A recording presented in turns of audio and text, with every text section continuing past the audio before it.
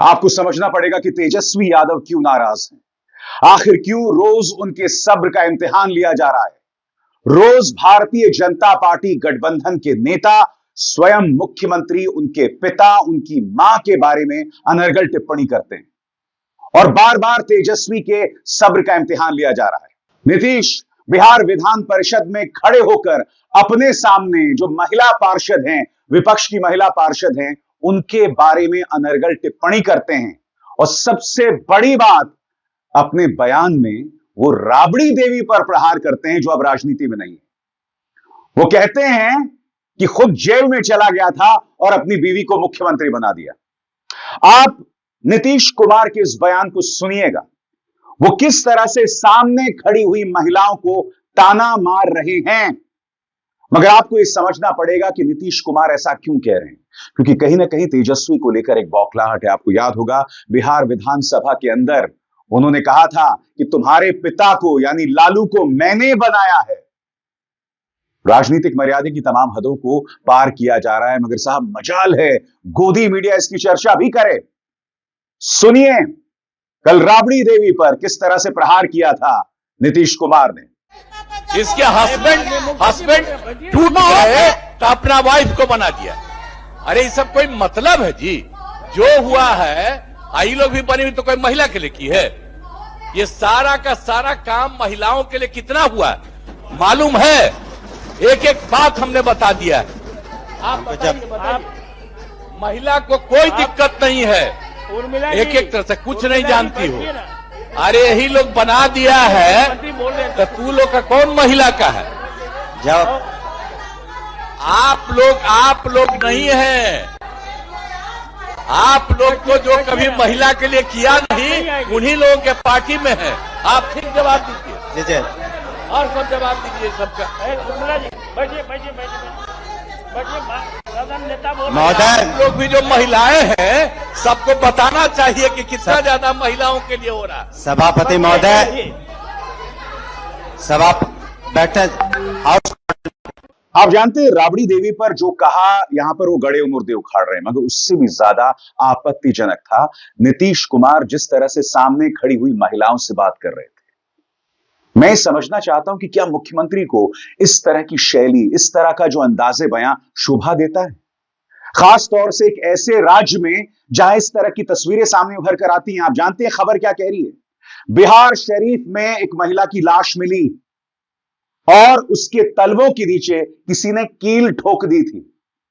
बिहार में आए दिन इस तरह की मिसालें सामने उभर कर आ रही है, मगर साहब मजाल है कोई गोदी मीडिया इसे जंगल राज कह दे। इस मुद्दे को तेजस्वी यादव ने भी उठाया है, मगर मैं आपसे फिर समझना चाहता हूं, आखिर तेजस्वी यादव पर प्रहार करने के लिए क्यों भाजपा गठबंधन के नेता तमाम मर्यादाओं को पार करते हैं। सम्राट चौधरी डेप्यूटी चीफ मिनिस्टर हैं साहब। ये वही नेता हैं जिनका एक वीडियो वायरल हुआ था जिसमें वो कह रहे थे कि तेजस्वी पर टिप्पणी मत करो। वो वीडियो सामने आने के बाद ये व्यक्ति इस कदर बौखला गए हैं कि अब ये कह रहे हैं कि बिहार के अंदर लौंडा नाच होता था। उन्होंने क्या कहा कुछ देर बाद, मगर तेजस्वी यादव ने मुख्यमंत्री नीतीश कुमार का मुंहतोड़ जवाब दिया है। उन्होंने कहा कि राबड़ी देवी बिहार की पहली महिला मुख्यमंत्री थी और हर गुजरते दिन के साथ नीतीश अपना मानसिक संतुलन खो। जो नीतीश कुमार महिला पार्षदों के साथ इस अजीबो गरीब अंदाज में बात कर रहे हैं, एक बार फिर इस खबर पर निगाह डालें। आपकी स्क्रीन पर रूह कपाती है तस्वीर। तलवों में ठोकी 9 कीलें। बिहार शरीफ एनएच किनारे खेत में युवती की लाश मिली, जख्मों से भरा था पूरा शरीर। मैं आपसे एक सवाल पूछना चाहता हूं, आप इसी गोदी मीडिया में इस मुद्दे को लेकर डिबेट सुन रहे हैं। चलिए, बिहार के अंदर जो अपराध हो रहे हैं उस पर आप खामोश हैं, मगर भाजपा गठबंधन के नेता हर गुजरते दिन के साथ भाषाई मर्यादाओं का उल्लंघन कर रहे हैं। क्यों? क्योंकि तेजस्वी यादव भाषाई मर्यादा में रहकर भाजपा और नीतीश कुमार की पोल खोल रहे हैं। आपको याद है सम्राट और तेजस्वी के बीच में किस तरह से तीखी नोकझोंक हुई थी विधानसभा के अंदर। सम्राट चौधरी की बौखलाहट की वजह यही है। सुनिए वो तीखी नोकझोंक क्यों हुई थी। आखिरी बार चुनाव कौन पार्टी से जीते? पार्टी से क्या होगा? कौन पार्टी से जीते? आप फिक्र रही है, ये गलतफहमी में मत रहिए। आखिरी बार पार्टी हमारे दल से जीते, उसके बाद हारना ही तय है। और अब क्या कह रहे हैं सम्राट चौधरी कि लालू प्रसाद यादव के कार्यकाल में लौंडा नाच होता था। क्या सम्राट चौधरी बताने की कृपा करेंगे कि वो कितने साल आरजेडी के साथ थे? क्या वो बतलाने का प्रयास करेंगे कि राबड़ी देवी के मंत्रालय में वो कृषि मंत्री थे या नहीं? जिस राबड़ी देवी पर प्रहार कर रहे हैं नीतीश कुमार, जिस लालू प्रसाद यादव के बारे में अश्लील और वाहियात बयानात देते हैं सम्राट चौधरी, क्या वो बतलाने का प्रयास करेंगे कि उस राबड़ी देवी की सरकार में वो कृषि मंत्री थे या नहीं? सुनिए क्या कह रहे हैं यहां पर सम्राट चौधरी। लौंडा नाच की बात कर रहे हैं साहब। ये लोग कहते हैं लालू जी के राज में 1990 से लेकर 2005 तक यदि काम हुआ होता तो आज बिहार में नीतीश जी को काम करने की जरूरत नहीं होती, क्योंकि वो पूरा गैप मिला। 15 साल तक काम ही नहीं हुआ, सिर्फ नाच गाना और लौंडा का नाच होता रहा। यही था लालू जी का राज। कोई विकास की बात नहीं हो रही थी बिहार में, विकास की चर्चा भी नहीं होती। आज समझिए, आज नीतीश कुमार जी के 20 साल में पूछते हैं क्या हुआ, आप समझिए कि वर्तमान में 34% गरीबी रेखा के लोग हैं, और जब इनको सत्ता मिली थी तो 54% बिहार के लोग गरीब थे। सम्राट चौधरी लौंडा नाच की बात कर रहे हैं, मगर उन्हें बताना पड़ेगा कि वो राबड़ी देवी मंत्रालय में किस तरह की हरकतें कर रहे थे। आज वो इस तरह की बातें करते हैं, और वो इस तरह की बातें क्यों कर रहे हैं आपको समझना पड़ेगा दोस्तों, क्योंकि दुनिया के सामने उनकी पोल खुल गई है। ये वीडियो सामने उभर कर आया था जिसमें वो कह रहे थे कि तेजस्वी पर मत बोलो, हमें नुकसान होगा, और तब से उनके अपनी पार्टी के लोग, उनके अपने समर्थक उन पर सवाल उठा रहे हैं। अब वो विधानसभा में खड़े होकर तेजस्वी यादव की शैक्षणिक काबिलियत पर सवाल उठा रहे हैं। वो कह रहे हैं कि इसने क्रिकेट खेला, बमुश्किल 37 रन बनाए। सुनिए उन्होंने बिहार विधानसभा में क्या कहा था। बचपन में पढ़े नहीं, क्रिकेट खेलते वक्त तो पानी ढोते रह गए बेचारे, खेलने का भी मौका नहीं मिला। अरे खिलाता भी तो एक बात था, पूरे जीवन काल में मात्र 37 रन जो बनाता हो वो अपने जीवन में क्या करेगा। पहले इतना दिन क्रिकेट खेला हो और 37 रन बनाता हो, इससे बड़ा दुर्भाग्य अपने जीवन के लिए कुछ नहीं हो सकता। और आप सोचिए कि ये कहते हैं कि साक्षरता दर 1994 में 3% था। अरे 3% तो अभी जो है केरल में, उस समय कहां से बिहार में आ गया। ये सिर्फ भ्रम फैलाने वाले लोग। पहली बात तो भारतीय जनता पार्टी के किसी नेता के पास अधिकार नहीं है दूसरों के शैक्षणिक योग्यता पर सवाल उठाए, और क्यों कुछ देर बाद। और एक बार फिर आप सबसे मेरी अपील, सिर्फ नोटिफिकेशन का इंतजार मत कीजिए। अपने मोबाइल फोन पर मेरे चैनल में जाइए और खुद मेरे कार्यक्रम देखिए और रहिए अपडेटेड। और हां, एक जरूरी संदेश, मेरे चैनल को ज्वाइन कीजिए, स्वतंत्र और आजाद पत्रकारिता का समर्थन कीजिए, सच में मेरा साथी बनिए। बहुत आसान है दोस्तों, इस ज्वाइन बटन को दबाइए और आपके सामने आएंगे ये 3 विकल्प, इनमें से एक चुनिए और सच के इस सफर में मेरा साथी बनिए। मगर आपको समझना पड़ेगा कि सम्राट चौधरी तेजस्वी यादव से क्यों बौखलाए हुए हैं, क्योंकि तेजस्वी ने बिहार विधानसभा में उन्हें बुरी तरह से एक्सपोज कर दिया था। याद है या भूल गए आप? फिर से देखिए। सम्राट चौधरी जी आ गए हैं। अभी कुछ दिन पहले हमने अध्यक्ष महोदय एक वीडियो देखा था जिसमें सम्राट चौधरी जी ने कहा कि तेजस्वी पर मत बोलो, लालू जी पर अटैक करो। ये तो हम ही लोग के पार्टी में थे। पहली बार हमारे पिता लालू जी ने ही इनको मंत्री बनाया था, बवाल मचा था। उसके बाद कितना ही पार्टी बदल लिए, कोई ठीक नहीं। ये तो 5 साल पुराना भाजपैया है, असली आरएसएस भाजपैया तो है नहीं। कल गले लगे मुख्यमंत्री जी, बड़ा अच्छा लगा, लेकिन हमको लगा कि एक और उप मुख्यमंत्री नहीं है विजय सिन्हा जी, उनका खून जलाने के लिए लोग गले लग रहे हैं। व्याकुल मत होइए, जब वो स्पीकर थे तो बोलते थे, और मुख्यमंत्री जी अब थे तब स्पीकर पद पे विजय सिन्हा थे तो क्या नोकझोंक होती थी। वो हम सब लोगों ने देखा है। तो महोदय, कत्ल तो नहीं बदला, कत्ल की अदा बदली। कत्ल तो नहीं बदला, कत्ल की अदा बदली। तीर की जगह कातिल साज उठाए बैठा है। यहां पर सम्राट चौधरी ने शैक्षणिक योग्यता की बात की। मैं आपसे एक सवाल पूछना चाहता हूं, क्या तेजस्वी यादव, जो कि एक मुख्यमंत्री के बेटे थे, वो चाहते तो एक फर्जी डिग्री हासिल कर सकते थे? मगर क्या उन्होंने अपनी शैक्षणिक योग्यता छुपाई? क्या उनकी जितनी भी शैक्षणिक योग्यता है उसको लेकर कोई झोल है? मगर इस वक्त दिल्ली की एक अदालत में प्रधानमंत्री नरेंद्र मोदी की डिग्री पर बहस चल रही है। वहां पर सरकारी नुमाइंदे तुषार मेहता कह रहे हैं कि हम डिग्री नहीं दिखाएंगे। ताना मारा करते थे ना आप, हम कागज नहीं दिखाएंगे, और अब हम डिग्री नहीं दिखाएंगे। और यह भी कह रहे हैं कि साहब हम डिग्री इसलिए नहीं दिखाएंगे क्योंकि जो लोग डिग्री मांग रहे हैं प्रधानमंत्री की, वो राजनीतिक कारणों से मांग रहे हैं। तो ऐसे में क्या सम्राट चौधरी के पास ये अधिकार है कि वो तेजस्वी यादव की शैक्षणिक योग्यता पर सवाल उठाएं? और यह पहली बार नहीं है दोस्तों। याद कीजिएगा किस तरह से इससे पहले लोकसभा चुनावों के चुनाव प्रचार के दौरान चाहे गिरिराज सिंह हो, सम्राट चौधरी हो, गिरिराज सिंह ने क्या कहा था याद है आपको? उन्होंने तेजस्वी की पैदाइश पर सवाल उठा दिए थे, उनके डीएनए में खोट है यह तक कह दिया था। और सबसे बड़ी बात, सारी मर्यादाओं को पार कर दिया था सम्राट चौधरी ने जब उन्होंने यह कह दिया था कि रोहिणी आचार्य यानी तेजस्वी की बहन ने लालू यादव को इसलिए किडनी दी क्योंकि उन्हें टिकट चाहिए था। यानी कि बाप बेटी के रिश्ते तक को नहीं बख्शा सम्राट चौधरी ने। अगर आपको याद है या भूल गए तो फिर से मैं आपको दिखाना चाहता हूं भारतीय जनता पार्टी के नेताओं के थर्ड रेट बोल, नीच बोल। क्षमा चाहूंगा इस शब्दावली के लिए, मगर जब आप बाप बेटे के रिश्तों के बारे में ये सब कह सकते हैं तो आपकी क्या मर्यादा है साहब? सुनिए क्या कहा गया था। पहले इस शख्स गिरिराज सिंह ने तेजस्वी यादव के डीएनए के बारे में, यानी कि उनकी पैदाइश के बारे में कहा था कि इनका चोरी चकारी लूटपाट का डीएनए है।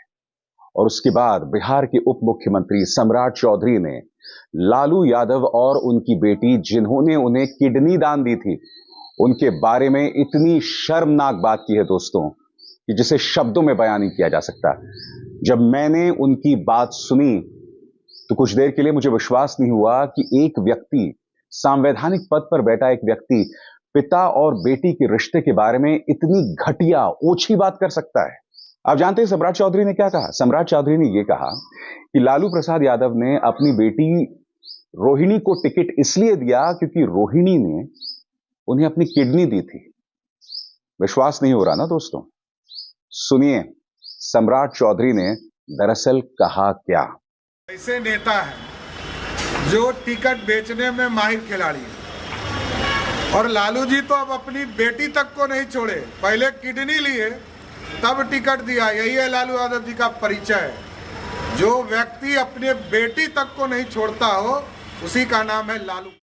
यकीनन दोस्तों चुनाव आयोग फिर भी खामोश रहेगा, मगर मानना पड़ेगा दोस्तों, तेजस्वी यादव के सब्र का इम्तिहान बार बार भारतीय जनता पार्टी ले रही है। न सिर्फ तेजस्वी, अखिलेश, राहुल, उन पर हमले की तमाम हदों को पार किया जाता है। उनके परिवार के बारे में टिप्पणी की जाती है, उनकी बहनों के बारे में टिप्पणी की जाती है, मगर ये लोग कभी भी भाषाई मर्यादा का उल्लंघन नहीं करते हैं। दरअसल भाजपा उनके सब्र का इम्तिहान ले रही है, क्योंकि हो क्या रहा है, आप गाली देते रहिए, गोदी मीडिया उसकी चर्चा नहीं करेगा, मगर अगर किसी दिन ये लोग पलटवार कर दें, यानी कि कभी राहुल गांधी गोदी मीडिया पर पलटवार कर दें, तब उसे खबर बना दिया जाता है। या कभी अगर तेजस्वी यादव अपनी भाषाई मर्यादा को भूल जाएंगे तो आपको मैं दावे के साथ कह सकता हूं गोदी मीडिया में 4 दिन डिबेट चलेगा कि देखो तेजस्वी ने क्या कहा, ये इनकी मर्यादा है, ये इनकी परवरिश, इस तरह की बातें की जाएंगी। तेजस्वी को मेरा मशवरा है कि आपका इम्तिहान है, कभी भी अपनी भाषाई मर्यादा को मत खोइएगा, मुद्दे पर बने रहिएगा। जी हां, इसी तरह से तेजस्वी यादव लोगों के बीच जा रहे हैं और उनके सामने अपनी पॉलिटिकल पार्टी यानी आरजेडी की नीतियां रख रहे हैं। देखिए किस तरह की प्रतिक्रिया मिल रही है।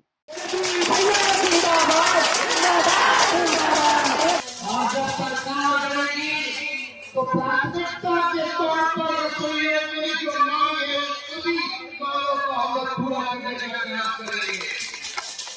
उनकी मां और पिता पर प्रहार हो रहा है दोस्तों। यही वजह है कि तेजस्वी यादव जो हैं वो उसका जवाब दे रहे हैं।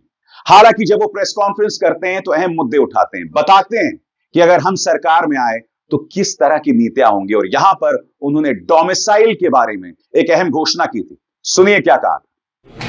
और कल हम लोगों ने घोषणा किया, प्रण लिया कि 100% डोमिसाइल बिहार में अगर हमारी सरकार बनती है तो इसको लागू करेंगे।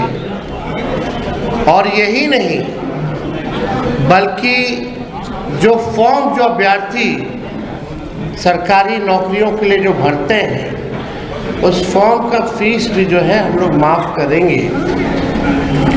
और आने जाने का उनका परीक्षा सेंटर तक का आने और जाने का किराया भी सरकार जो है देखने का काम करेगी। और दूसरी तरफ नीतीश कुमार, सम्राट चौधरी, गिरिराज सिंह। नीतीश कुमार ने तो विधानसभा में खड़े होकर यह कह दिया कि तुम्हारे बाप यानी लालू प्रसाद यादव मेरी वजह से। दोस्तों, कोई भी राजनीतिक जानकार जानता है कि लालू प्रसाद यादव की राजनीतिक जमीन किसी की मोहताज नहीं है। जी हां, लालू प्रसाद यादव ने अपनी राजनीतिक जमीन अपने दम पर बनाई। तमाम हॉस्टिलिटीज, तमाम विपरीत हालात के बावजूद उनके शासनकाल की आलोचना की जा सकती है, मगर ये जो दावा यहां पर नीतीश कुमार ने किया, माफ कीजिएगा, ये तो किसी भी सूरत में सही नहीं। याद है कि नहीं आपको क्या कहा था नीतीश कुमार ने?